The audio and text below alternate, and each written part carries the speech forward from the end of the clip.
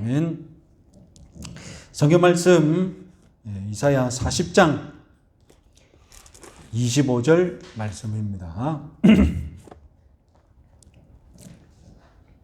이사야 40장 25절 말씀. 네, 같이 읽겠습니다. 거룩하신 이가 이르시되 그런즉 너희가 나를 누구에게 비교하여 나를 그와 동등하게 하겠느냐 하시니라. 아멘. 예, 오늘 수요 교리 강의 하나님의 성품에 관하여서 우리 한번 배워보도록 하겠습니다. 하나님의 성품, 어려운 말로 하나님의 본성, 하나님의 속성이라고도 하는데요. 우리가 정통적으로 하나님의 성품을 탐구하는 방법으로, 하나님의 성품을 추론하는 방법으로 크게 두 가지 방법이 있습니다. 중세 때부터 사용했던 방법인데요. 첫 번째는 탁월의 방식인데, 이것은 무엇이냐? 우리 인간에 비해 하나님이 다 어떻다는 것입니까? 최고로 탁월하신 분일 것이다라고 무조건 찬양하는 것이죠. 그래서 우리말로 하면 하나님의 성품 앞에 다 전자를 붙이면 되는 겁니다. 모두 전자, 전지, 전능 이런 말이 있지 않습니까? 그거 다 하나님의 성품을 그냥 철학적으로 그냥 무조건 탁월의 방식으로 그렇게 말해버리는 거죠. 다음 방식은 무엇이냐? 부정의 방식입니다. 우리 사람이 유한하잖아요. 우리 사람에게 흠이 있지 않습니까? 그러니까 하나님의 성품을 나타낼 때는 어떻게 하는 것입니까? 우리의 유한함과 우리의 그 흠을 반대로 다 부정하는 방식으로. 그래서 하나님 성품 앞에 무엇을 붙이면 되겠습니까? 우리말로 한자 무자를 붙이거나, 우리는 유한하지만 하나님은 무한하신다 이런 식으로. 우리는 어디인가 반드시 있어야 하지만, 하나님은 어느 한 곳에만 있지만 하나님은 모든 곳에 계실 수 있다. 그래서 무소, 부재, 불자를 또 사용하죠. 항상 우리 연약한 것, 우리 연약한 성품, 죄악된 성품 앞에 그냥 부자를 붙여서 이것이 아니다, 하나님은 그렇지 않는 분이시다라고 말씀하기도 합니다. 그런데 이것은 너무나도 단순하게 철학적인 방식으로 하나님을 탐구하는 것이죠. 하나님의 성품을 생각하는 것이죠. 올바른 방법은 무엇이냐? 올바른 방법은 성경을 통하여서, 성경에서 이야기를 통해, 찬양을 통해 하나님이 자기 자신에 대해서 뭐라고 하는지, 그리고 하나님을 체험한 성도들이 하나님의 성품에 대해서 뭐라고 하는지, 우리는 계시를 통해, 성경 말씀을 통해 하나님의 성품을 참 탐구해야 됩니다. 이것이 올바른 방법입니다. 자, 많은 신앙 고백서는 탁월의 방식, 부정의 방식으로 이렇게 간단한 방법으로 하나님의 성품을 고백하는데, 그래서 하나님은 전지전능하시다, 무소보좌하시다, 영원하시다, 이렇게 표현하는데, 우리는 성경을 먼저 보면 하나님의 성품에 대해서 가장 많이 언급하고 있는 것이 철학적인 방법으로 탐구했을 때와 전혀 다르게 나온다는 것입니다. 그건 나중에 가서 한번 분별해 보도록 하겠습니다. 우리 장로교 신학, 개혁파 신학은 하나님의 성품을 크게 두 가지로 구별해서 가르치기를 전통적으로 그렇게 해왔습니다. 그래서 하나님의 성품들 중에 공유적인 속성이 있고 비공유적인 속성들이 있다라고 가르칩니다. 여기서 공유라는 말은 우리 사람과 하나님 사이를 같이 이렇게 비교를 해보면 하나님의 성품 중에는 공유적인 성품이 있고 우리 사람이 전혀 가질 수 없는 비공유적인 성품들이 있다, 이렇게 말했습니다. 여기서 오해가 생기는데요. 공유한다, 하나님과 사람이 공유하고 있다라고 하니까 마치 하나님과 인간이 동등하여서 똑같은 수준으로 무엇인가 공유하고 있는 속성이 있는 것처럼 판단할 수 있습니다. 그래서 공유적인 속성이다 이 말은 사람에게 오해를 불러일으킵니다. 하나님과 우리 사이가 뭐 공유하고 있는 게 있나? 그래서 우리는 공유적인 속성과 비공유적인 속성이라는 말을 사용할 때에 무엇을 염두에 둬야 되냐? 원래 하나님께 속하는 모든 것과 사람에게 속하는 모든 것에서는 공유라고 말할 수 있는 것이 없다는 것입니다. 본질적인 차이가 있다는 것입니다. 그러면 왜 우리는 하나님의 성품들 중에 사람과 공유할 수 있는 공유적인 속성이 있냐? 왜 이런 말을 썼느냐? 그것은 무슨 뜻이냐? 공유적인 속성은 어떻게 이해해야 되느냐? 하나님과 인간 사이에 아주 희미한 유사점이 있는 그런 성품이 있다는 것입니다. 왜냐하면 하나님은 전지하신 지식, 지자 아닙니까? 그 사람에게도 뭐가 있습니까? 사람에게도 지성적인 능력이 있지 않습니까? 그래서 이처럼 언뜻 볼 때에 하나님과 인간 사이에 희미하게 다소 유사한 점이 있기 때문에 그런 점은 공유적인 속성이라고 부른다. 그럼 비공유적인 속성은 무엇이냐? 인간에게 최소한 흔적조차도 없는 성품을 하나님이 가지고 계신다는 것입니다. 공유적인 속성은 사랑. 우리 사람도 사랑하잖아요. 하나님과 사랑, 우리 사람도 사랑. 그래서 이것은 공유적인 속성일 수 있다 이렇게 말하는데 엄격하게 말하자면 정말로 엄격하게 말하자면 하나님과 사람 사이에는 공유하는 게 없죠. 말씀하시다시피 우리는 유한하고 하나님은 무한하신 분이신데 어떻게 같은 것을 공유할 수 있습니까? 다만 우리가 이해할 때에 우리 사람이 하나님의 형상으로 지음받은 존재로서 하나님과 유사하게 아주 희미하게 닮은 점이 있기 때문에 이렇게 표현하는 것입니다. 하나님의 모든 성품은 인간의 성품과 질적으로 다릅니다.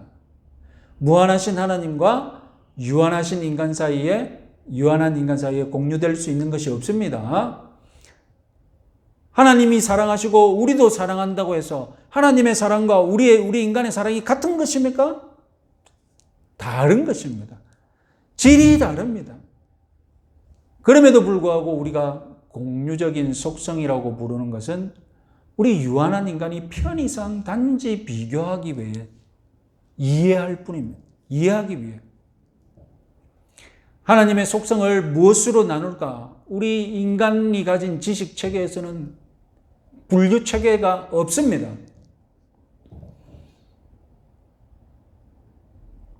다만 우리 사람이 편하게 사용하기 위해 공유적인 속성, 비공유적인 속성이라는 분류 체계를 사용할 뿐입니다. 자, 그러면 아까 말씀드렸듯이 우리가 하나님을 철학적으로 하나님의 성품을 생각하게 되면 아까 최고의 탁월의 방법 그리고 부정의 방법으로 하나님의 성품을 탐구해 나가면 하나님은 영원하시다, 하나님은 무한하시다, 하나님은 거룩하시다 뭐 이런 식으로 가게 되는데 우리가 성경을 중심으로 해서 하나님은 어떤 분이신가 하나님의 성품을 찾자. 그러면 제일 먼저 우리가 발견할 수 있는 하나님의 성품은 철학적으로 탐구했을 때와 전혀 다른 성품이 나온다는 것입니다. 그것은 바로 성경이 말하는 하나님의 성품 중에 가장 강조하고 있는 성품은 무엇이겠습니까?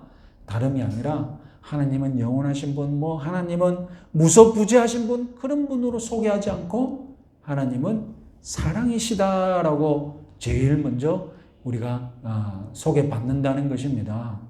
하나님은 사랑이시다. 그래서 사랑이야말로 하나님의 제일 되는 성품이다라는 것을 우리는 성경에서 알 수 있죠.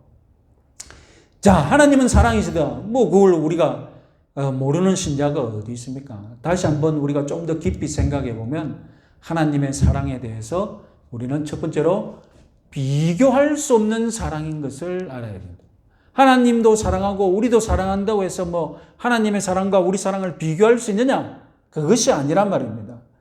이런 말이 있습니다. 우리 같이 한번 읽어보겠습니다. 인간이 규정한 사랑의 개념이 하나님이 어떤 존재인지를 결정하는 것이 아니라 오히려 하나님께서 사랑이 무엇인지를 결정하신다.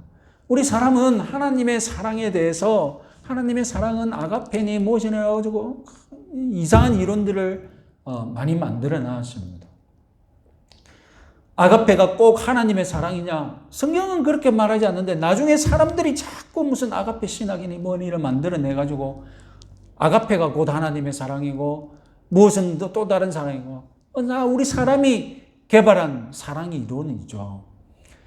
하나님의 사랑은 어떤 사랑입니까? 성경에서 볼 수 있는 하나님의 성품, 그것은 바로 인간의 관점에서 출발하는 것이 아니라 하나님의 관점에서 보면 이미 삼위 하나님께서 영원전부터 서로 사랑의 교제를 나누시는 관계였다는 것입니다. 지난주에 삼위일체를 배웠지 않습니까? 삼위일체 하나님이 곧 사랑의 교제를 나누시는 분이시라는 것입니다. 그리고 그 사랑의 특징은 무엇입니까? 자신을 서로 희생하는, 자신을 서로 낮추시는 거예요. 그래서 1위, 2위, 3위 하나님이 계시는데 1위가 2위에게 강압적으로 명령하고 그러면 2위는 하기 싫은데 억지로 1위에 순종하고 그런 관계가 아니었단 말씀입니다. 서로 사랑하고 서로 순종하고 서로 섬기는 관계였기 때문에 말만 1, 2위, 3위였지 그 의미가 없는 그 순위였지 않습니까?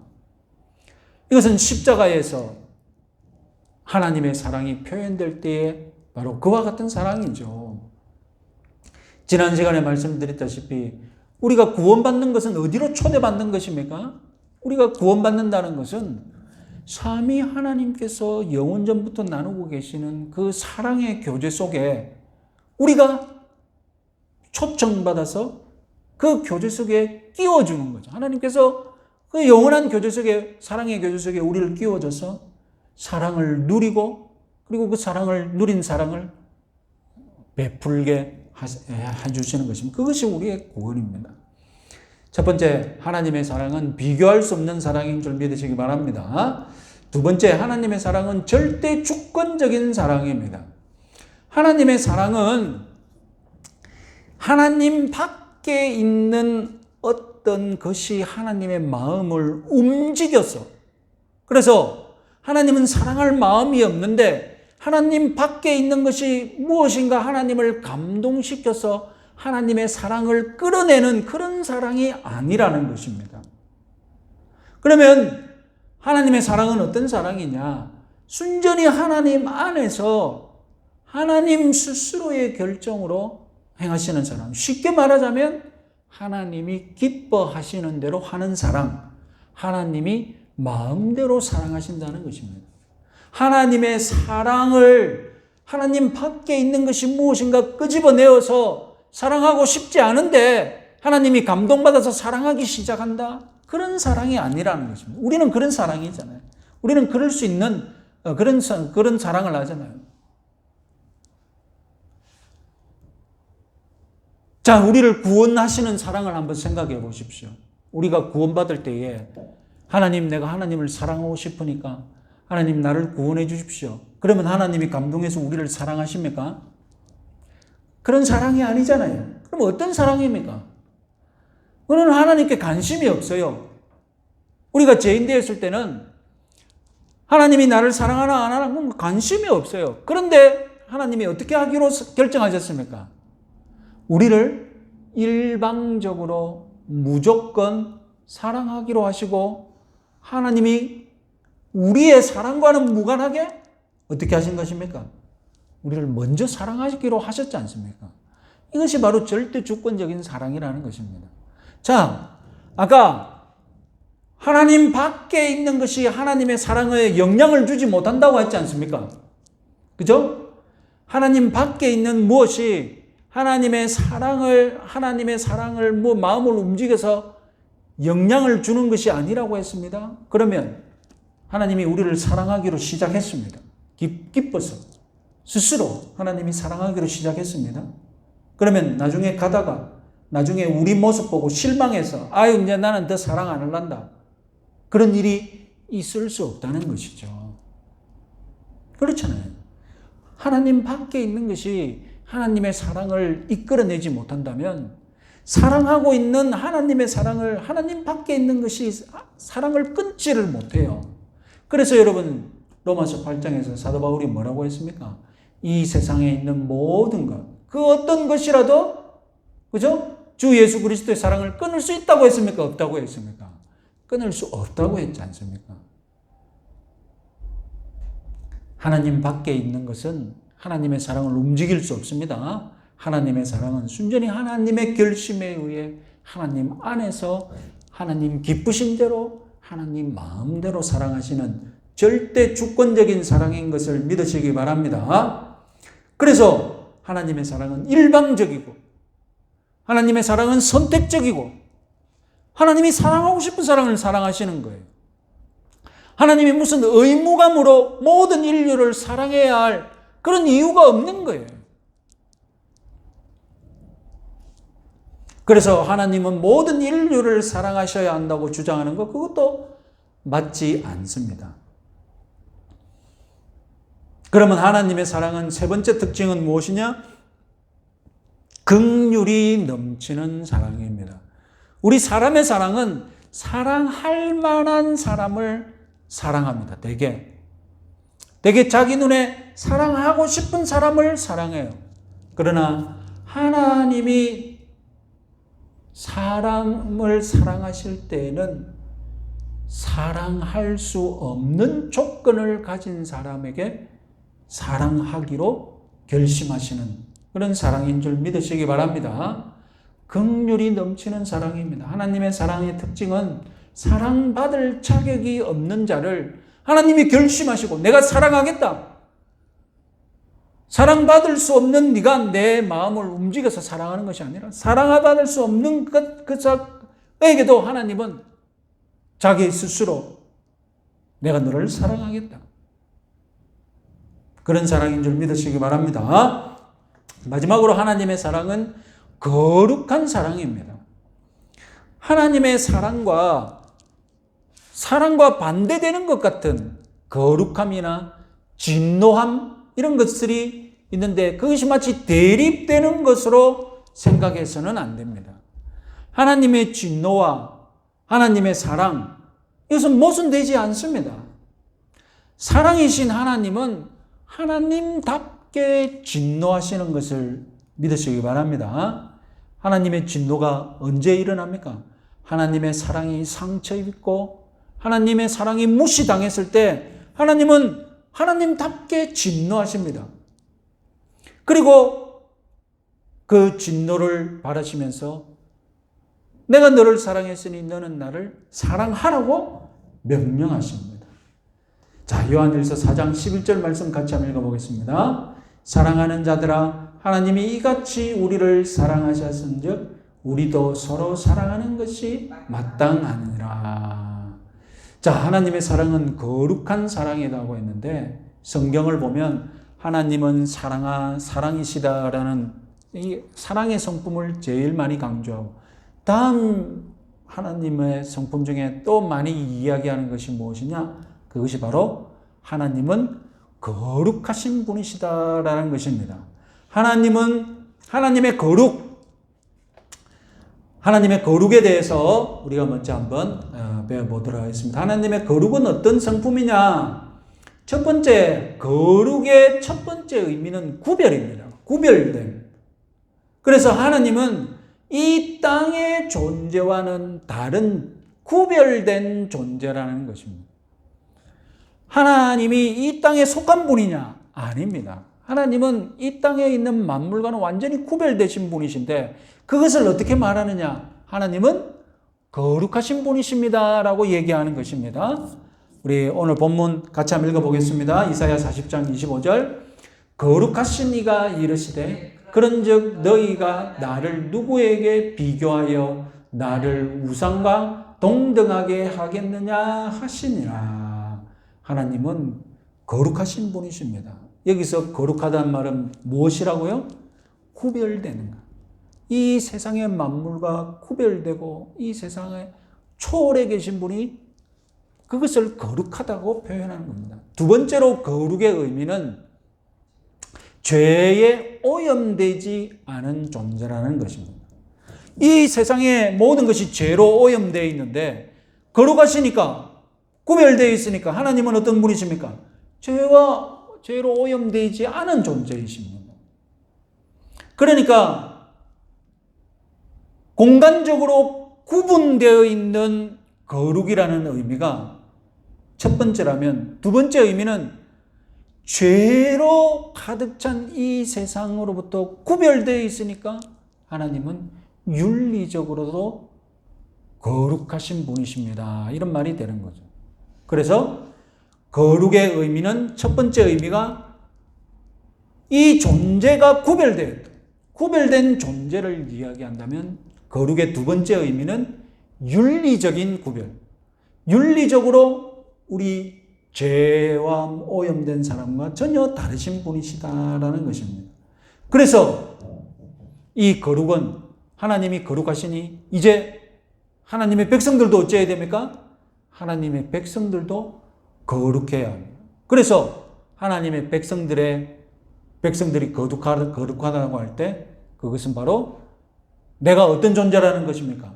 구별된 존재요. 구별된 삶을 살아야 하는 존재인 줄 믿으시기 바랍니다. 세 번째, 성경을 보니 하나님의 성품에 대해서도 또 제일 많이 하는 말이 무엇이냐? 그것은 바로 하나님은 영이시다라는 것입니다. 하나님이 영이시다. 우리가 영이라고 얘기할 때는 마치 비물질적이고 형태가 없는 존재라고, 그런 것을 우리가 영이라고 부릅니다. 물론 하나님은 물질적인 몸이 없습니다. 그러나 하나님은 영이다라고 말할 때 이 표현은 아까 거룩이 하나님이 이 땅과 구별된 존재라고 말했듯이, 영이라고 말할 때는 그 구별된 존재가 이 땅에 있는 만물과 전혀 다른 성품이나 전혀 다른 존재 양식을 가지고 계신다는 것을 표현하는 것입니다. 그래서 영이다라는 것은 이 지상의 만물과 전혀 다르신 분이시다라는 것을 뜻합니다. 특히 이 영이라는 단어는 헬라어나 히브리어나 하나님의 숨을 나타내기도 합니다. 이렇게 숨을 쉬었다. 그래서 아담을 지으실 때 어떻게 합니까? 생기를 불어 넣었다고 하지 않습니까? 숨을 불어 넣는 것이거든요. 그래서 하나님은 영이시다, 이 말은 우리 목숨과 관련된, 우리 숨과 관련된 그 영적인 생명의 근원이시다라는 뜻이기도 합니다. 하나님이 영이시니 그 영적인 생명이 하나님에게 나와서 우리에게 주어지는 것인 줄 믿으시기 바랍니다. 그래서 하나님은 영이시다. 이 말은 영적인 생명의 근원이시다라는 분입니다. 아까 하나님이 호흡하신다, 숨이라고 했는데, 그러면 하나님이 무슨 호흡기관을 가지고 계시느냐? 구약 성경을 보면 하나님이 손도 있는 분처럼 말하고 발도 있는 분처럼 말하는데, 그러면 하나님이 몸을 가지고 계신 분이시냐?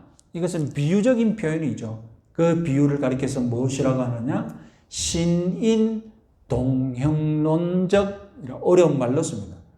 한자로 풀었으면 신인, 하나님과 인간이 어떻다는 것입니까? 동형, 같은 형태를 가진 것처럼 말한다라는 것입니다. 그래서 하나님의 손, 하나님의 발, 하나님의 숨, 이런 표현들이 문학적으로 사용되어지는 것이지, 하나님이 무슨 호흡기관이 있고 진짜로 사지를 가지고 계신 분이라고 그렇게 말하는 것은 아닌 줄 여러분 확신하시기 바랍니다. 자, 이제 좀 더 초월적인 성품들, 우리가 볼 때에 좀 철학적이고 좀 난해한 성품들을 이제 드디어 다뤄야 되는데, 전통적으로 알려져 있는 이 초월적인 성품들을 우리가 제한된 단어로 하나님이 이런 분이다, 이런 분이다라고 하면, 정말로 우리가 제대로 하나님의 성품을 이해하고 있는 것인지, 그것은 우리가 최선을 다할 뿐입니다. 하나님의 성품이 이렇다고 할 때 정말 이것이 100% 우리가 제대로 이해하고 마침 누가 본 것처럼 그렇게 자신 있게 말할 수 있느냐? 우리가 그냥 최선을 다해 우리 제한된 언어로 표현할 뿐입니다. 자, 그러면 첫 번째 하나님의 이 초월적인 성품 중에 우리가 주목해야 할 성품, 그건 하나님은 단순하시다. 이것은 하나님은 하나이신 분이시다라는 말과 똑같습니다. 우리 삼위일체 할 때 하나님이 삼위면서도 하나이신 분이시라고 했는데, 여기서는 좀 더 단순성이라고 표현합니다. 우리 사람은 여러 가지 물질적인 부분들이 혼합되어서 전체가 되어 있습니다. 그래서 우리 사람 몸에 수분이 70%, 그런 말 하잖아요. 그럼 철이 몇 % 있어야 되고, 단백질이 몇 % 있고, 그런데 이렇게 무엇인가 혼합되어 있다는 것은 분리될 수 있음을 의미하거든요. 무엇인가 섞여 있다는 말은 무엇인가 나눠줄 수 있다는 것을 가정한다는 말씀입니다. 그런데 하나님은 단일한 분이시다라고 말할 때 무엇을 말하느냐? 하나님은 무엇인가 섞여 있는 분이 아니시다라는 것입니다. 우리가 하나님은 조금 전에 사랑이시다, 하나님은 거룩하시다고 그러고 했는데, 그러면 하나님의 어느 부분은 거룩한 성분이 있고 어느 부분은 사랑의 성분이 있어서 이것이 섞여 있느냐? 그것이 아니라는 것입니다. 하나님은 단일한 분이시다라고 말하는 것은 하나님은 온전히 사랑이시며 또한 동시에 온전히 거룩하신 분이시다라는 것을 뜻합니다. 그래서 하나님은 사랑의 하나님이실 때 공의의 하나님 그 부분과 무슨가 대립하고 갈등을 겪고 있는 그런 일이 있을 수가 없습니다. 사랑의 하나님과 공의의 하나님의 속성이 동일한 것이 아니지만 서로 분리되고 서로 갈등하는 그런 내적인 갈등이 일어나느냐? 그런 일도 없다는 것입니다. 하나님은 동시에 사랑하시고 동시에 거룩하시며 동시에 공의로우신 분이시다. 이것을 가리켜서 하나님은 단순하신 분이시다라고 말합니다. 우리는 하나님의 성품을 편의상 따로 나누어서 하나님의 각 성품에 이런 이름을 붙여서 부릅니다. 그러나 하나님 안에서는 사랑이 거룩과 다투지 않고 하나님이 사랑할 때도 하나님은 거룩하시면서 모든 것이 하나처럼 동시에 일어난다는 것입니다. 여러분, 삼위일체를 이해할 때 우리가 어떻게 했습니까? 이 세상에 그렇게 존재하는 것이 없으니까 그냥 그렇게 표현하고 하지 않습니까? 하나님의 성품을 표현할 때도 마찬가지예요. 하나님이 단순하시다. 하나님의 사랑과 공의, 이 모든 것을 어떻게 다 조화롭게 하나님이 이루실까? 우리가 어떻게 하겠어요? 그냥 하나님이 단순하시다고 말하니까 우리는 이렇게 그냥 표현하고 믿는 것입니다. 그래서 하나님은 단순하시면서 또한 완전하십니다. 완전하다는 말은 무엇입니까? 부족함이 없다는 뜻이잖아요. 이 땅에 있는 모든 것은 다 부족합니다. 그래서 우리 사람 같은 경우에는 에너지를 밖에서 얻어야만, 그죠? 에너지를 밖에서 얻어서 섭취해야만 살아갈 수 있습니다. 이 땅에 있는 모든 생명체는 상호 의존적입니다. 하나 떼어서 살아갈 수 있는 생명체가 있습니까? 없습니다. 더 심해 깊은 바닥에서 햇빛 없이 살아가는 고기도 물이 있어야 살아가잖아요. 상호 의존하지 않는 것이 없는데, 완전하다는 말은 하나님께서는 어느 것도 의존하지 않고 스스로 존재할 수 있는 분이시다라는 뜻입니다. 그래서 하나님은 홀로 충만하신 분, 홀로 만족하시는 분이시다라는 표현이 바로 그렇습니다.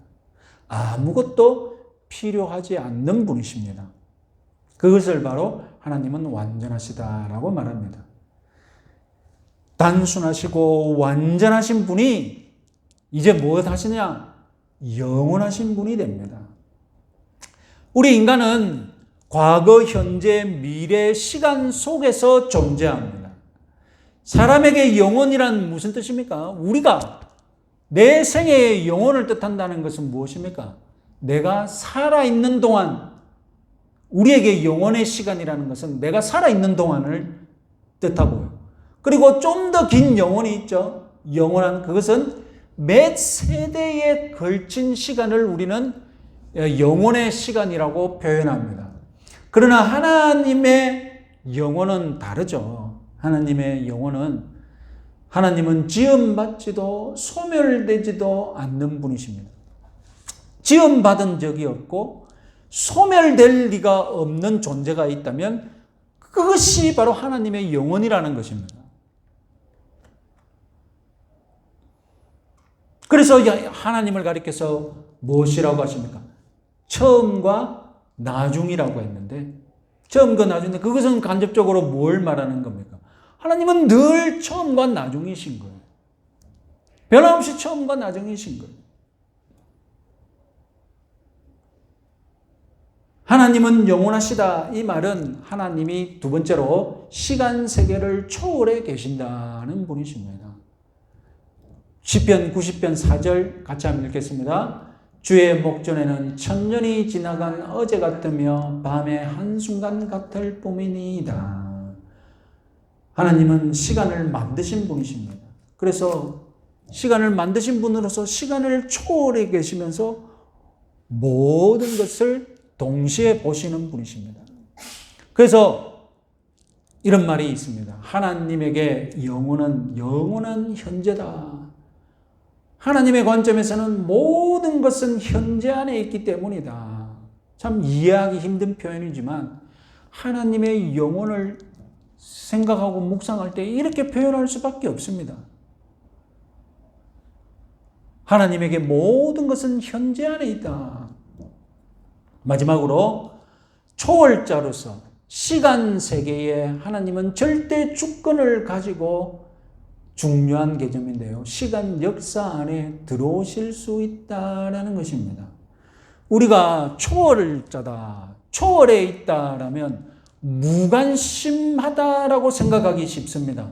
저 사람은 다 초월자처럼 지낸다라는 말은, 여러분, 흔히 세상을 초월했다라는 말을 보면 저 어디 산속에 들어가거나 산속에 들어가 있거나 세상에 전혀 욕심이 없는 사람, 그런 사람들에게 우리가 초월해 있다라는 말을 쓰지 않습니까? 하나님이 영원하신 분으로 이 시간 세계에 초월해 계신 분이다라고 말하면 우리는 하나님이 이 시간 역사에 무관심한 것처럼 오해할 수 있습니다. 그러나 하나님이 초월해 계신다는 것은 오히려 무관심하다는 뜻이 아니라 관심을 가지고 언제든지 자기가 창조한 이 시간 세계 속에 들어오셔서 역사하실 수 있다라는 것을 믿으시기 바랍니다. 여러분, 하나님이 이 시간 속에 들어오셔서 엄청난 사건 일으키신 것이 무엇입니까? 다름 아니라 십자가지 않습니까? 하나님이 이 시간 세계에 무관심했다면 어떻게 십자가라는 사건이 있을 수 있습니까? 구약 성경부터 쭉 꾸준히 보여주는 것이 무엇입니까? 하나님은 시간에 무관심한 것이 아니라 끊임없이 관심을 가지고 이 시간 세계 속에 들어오셔서 자기 백성들을 통치하시고 도와주신다는 것입니다. 믿으시기 바랍니다. 우리 마지막 문장 한번 읽어보겠습니다. 시간 속에서 매 순간마다 하나님의 영원성의 맥박이 뛰고 있다. 그래서 시간을 초월하신 하나님이 오늘 내 시간 속에 들어오셔서 나를 통치할 수 있음을 믿으시기 바랍니다. 오늘은 여기까지 하고 우리 10분간 기도 시간 갖고 마치도록 하겠습니다. 우리 이제 자유롭게 기도 시간 갖도록 하겠습니다.